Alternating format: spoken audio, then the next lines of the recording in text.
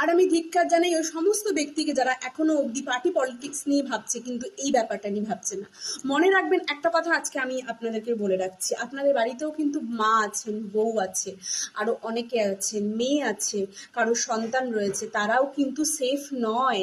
আপনার বাড়ির লোক যখন ঠিক এইভাবেই কোনো রকম বিপদে পড়বে তখন কিন্তু কোনো পার্টি কিন্তু আপনাদেরকে বাঁচাতে আসবে না। তখন কিন্তু ওই 10 লক্ষ টাকা নিয়েই কিন্তু মেয়ের মানে বা বউ বলুন বা আপনার মানে বোন বলুন, তার ওপরে কিন্তু সাদা চাদর আপনাকে দিতে হবে। তো এটা মাথায় রেখে তারপরে কিন্তু ভাববেন যে কোনটা আপনার সাপোর্ট করা উচিত, কোনটা সাপোর্ট করা উচিত নয়।